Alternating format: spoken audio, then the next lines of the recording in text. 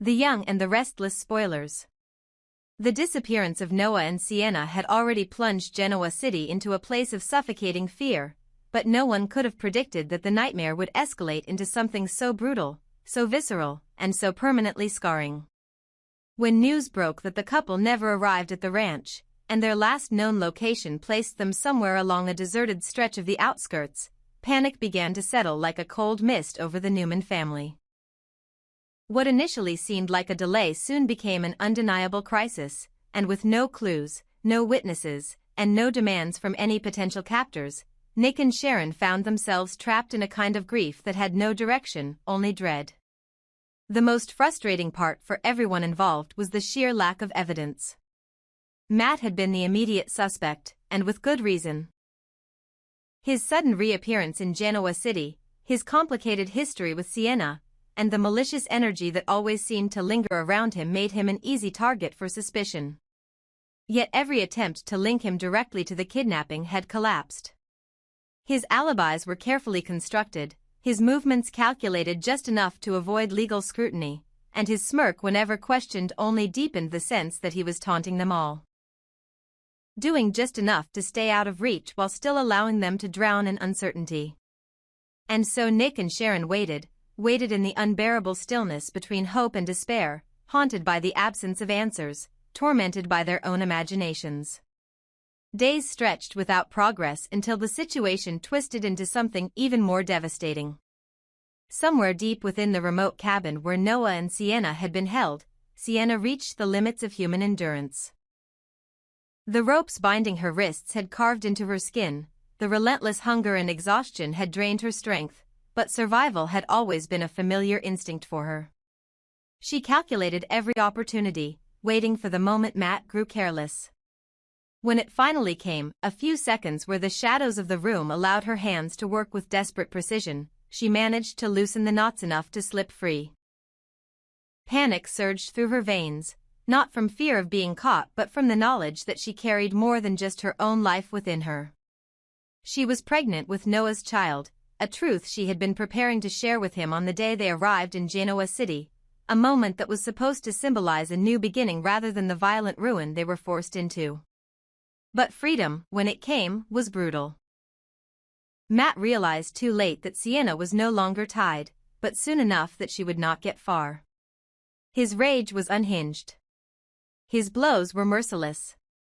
And in the chaos of that rage, something fragile and irreplaceable was shattered.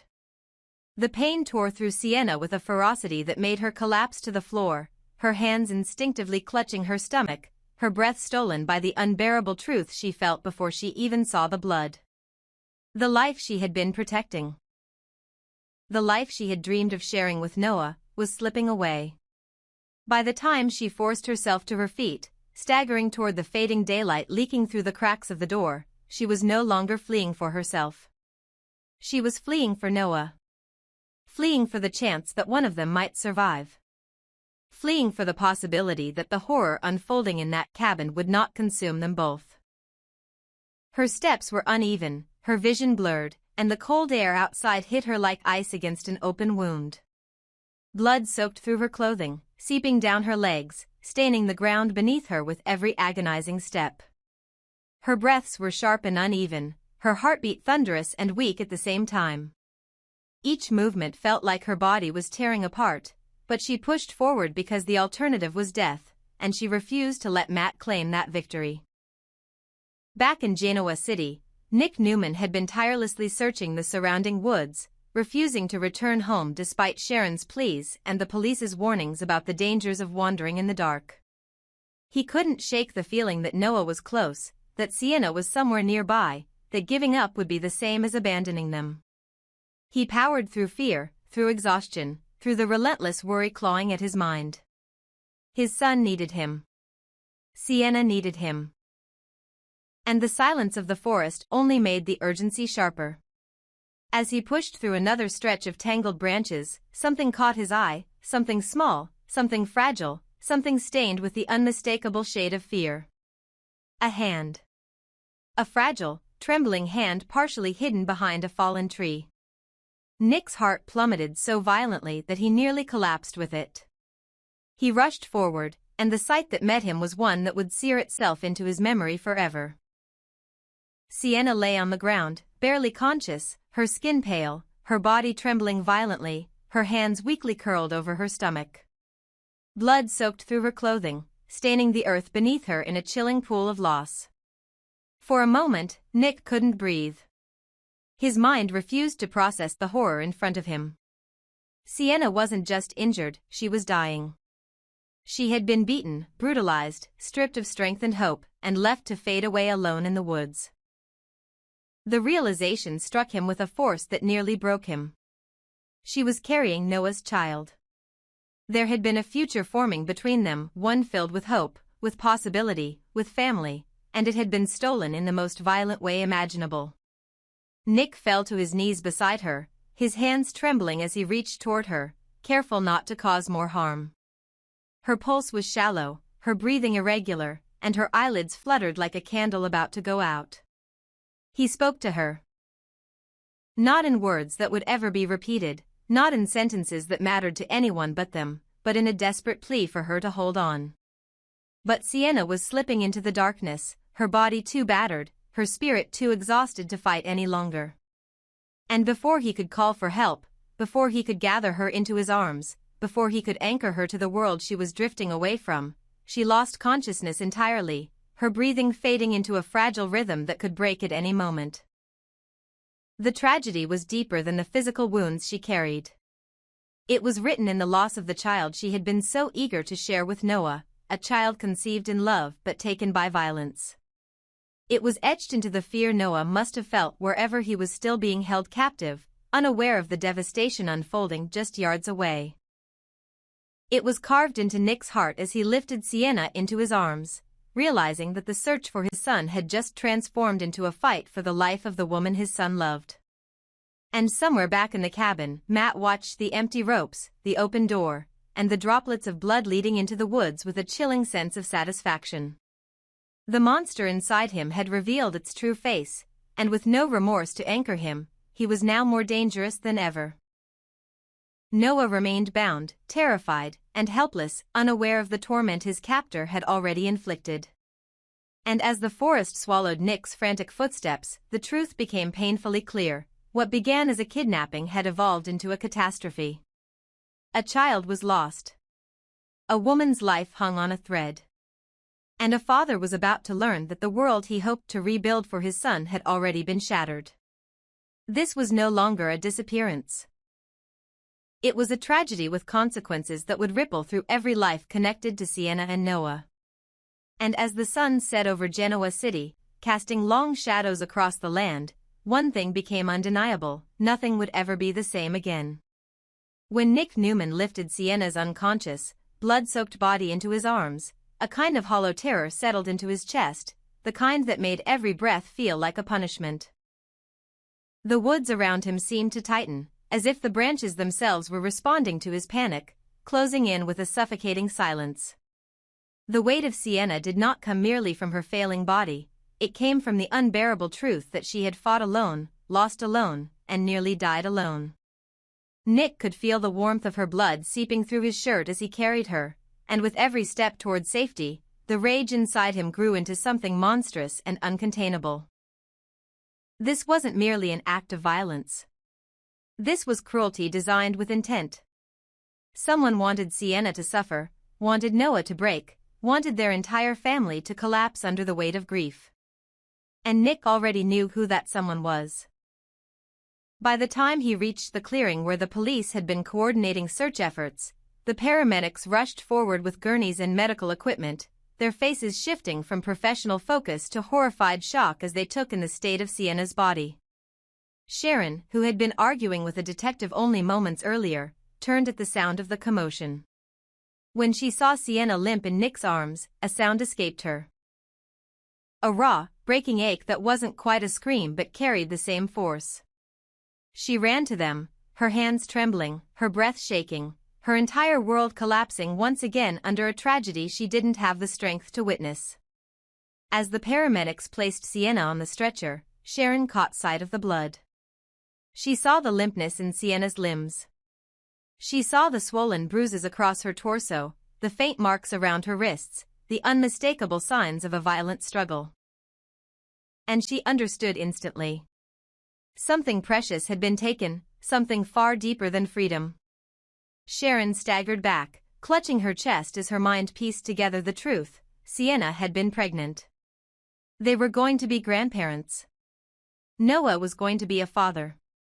And now that small spark of hope, a child that none of them even had the chance to celebrate, had been extinguished before it ever entered the world. This loss moved through Sharon like a wildfire, consuming every corner of her heart. She had spent years trying to shield Noah from pain, but now he was suffering somewhere alone, unaware that his life had been altered in the most devastating way. Sienna losing the baby was not just a tragedy, it was a message. Someone wanted Noah to come undone. Someone wanted the Newman family to crumble under sorrow. Meanwhile, in the cabin hidden from the world, Noah regained consciousness slowly, his head pounding, his vision blurred. He had lost track of time long ago, hours felt like days, and days felt like a nightmare with no end.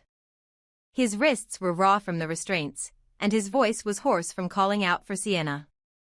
Each unanswered plea chipped away at his sanity, and fear crawled up his spine when he realized the silence around him felt different. The air was heavy, still, as if something terrible had already happened while he lay unconscious. He called her name again, weaker this time, but the only response was the creaking groan of the wooden walls. A dread unlike anything he had ever felt before washed over him. Something had changed. Something was wrong. His body trembled as he pushed himself upright, his breath shallow as he replayed the last thing he remembered. Sienna fighting, Sienna trying to protect him, Sienna being dragged away by Matt's rage-filled grip. His stomach twisted violently, and every instinct in him screamed that he needed to reach her. That he needed to know if she was alive. That he needed to see her one more time. But the ropes still held him firmly. And Matt was nowhere in sight. That absence terrified him even more. Back at the emergency staging area, the paramedics fought to keep Sienna stable as they rushed her into the ambulance. Nick and Sharon stood together, their grief intertwined with a growing fury that neither could express yet. The police, alarmed by the severity of Sienna's injuries, finally understood that this was no longer a missing persons case. This was attempted murder. An assault designed to break a family. Matt was no longer a person of interest. He was a fugitive suspect in a violent crime. And for the first time, Nick felt his grief sharpen into something clean, cold, and deadly.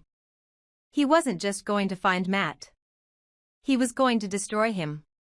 As the ambulance raced toward Memorial Hospital, Sharon remained frozen in place, her body shaking uncontrollably. A detective approached to ask if she needed medical attention, but she could barely hear him through the ringing in her ears. All she could think about was Noah. Trapped somewhere in the dark, unaware that the life he was about to build had been shattered beneath him. She imagined the moment he would learn the truth, the moment he would realize that the child he never had the chance to hold, to name, or even to dream of fully had been taken in an act of cruelty so vicious that it barely felt human. And she knew his heart would break beyond repair. At the hospital, chaos erupted the moment Sienna was wheeled through the doors. The medical team moved with the kind of urgent precision reserved for the most critical cases, calling out vital signs and preparing for emergency surgery. Nick and Sharon followed until the double doors closed in their faces, leaving them outside with nothing but the oppressive weight of uncertainty. Minutes stretched like hours as they waited, their minds tormented by questions they couldn't voice. Was Sienna going to make it? Would she ever wake up? And if she did, what kind of emotional ruin would await her? Meanwhile, at the cabin, Noah's fear finally turned into determination. Enough adrenaline surged through him to overpower his restraints, and with sheer desperation, he managed to loosen one of the knots binding his wrists. The rope snapped free, and he stumbled toward the door, every muscle in his body screaming in pain. When he reached it and stepped outside, the sight that met him stole the breath from his lungs. A trail of blood. drops at first, then smears, then a clear, horrifying path leading deeper into the woods.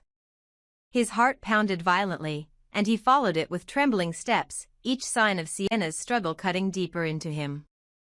He didn't know where it led. He didn't know if she was alive. But he knew one thing: Matt had done something unforgivable, and this trail was the only connection left between him and the woman he loved. Back at the hospital, the surgeon finally emerged, exhaustion visible across her face. Nick stood up instantly, bracing himself for news that could destroy what remained of his composure. Sharon felt her knees weaken, but she forced herself to stay upright. The surgeon's somber expression said everything before she even spoke. Sienna was alive, but only barely. The internal bleeding had been severe. The injuries extensive. And the pregnancy had not survived. The loss was irreversible. The trauma permanent. Sharon's sob broke through the sterile hallway like glass shattering on marble. Nick closed his eyes, pain radiating through every part of his being. The surgeon added that Sienna was unconscious and might remain so for a long time. Her body was fighting, but her spirit, wounded so deeply, might not return so easily. It would be hours before they knew anything more. And miles away, Noah followed the blood trail until he heard voices. Shouts from emergency responders, the hum of an engine shutting off, the crackle of radios. He pushed through the brush and stumbled into the clearing, just in time to see the tail end of the ambulance disappearing down the road. Panic exploded in his chest as he ran toward the paramedics left behind, collapsing from exhaustion before they could reach him. His world was spinning, his breath ragged, but one question burned through the haze: was Sienna alive? They told him yes. Barely. But then they told him the rest. That she had lost the baby. That she had suffered unspeakable brutality. And Noah, broken and trembling on the forest floor, felt something inside him collapse permanently. A sound escaped him, a raw, hollow ache pulled straight from his soul, the kind of sound that only comes from someone who has lost everything in one moment. Meanwhile, Matt watched from a distance, hidden behind the trees like a phantom, his breath steady, his expression disturbingly calm. He saw Noah's collapse. He saw the chaos. And he smiled, a cold, cruel smile that promised this was far from over. Because for Matt, inflicting pain was never the end. It was only the first step. And in that instant, one reality became undeniable. The tragedy had only begun, and the war for justice, vengeful, merciless, and unforgiving, was about to erupt through Genoa City with a force none of them were prepared to face.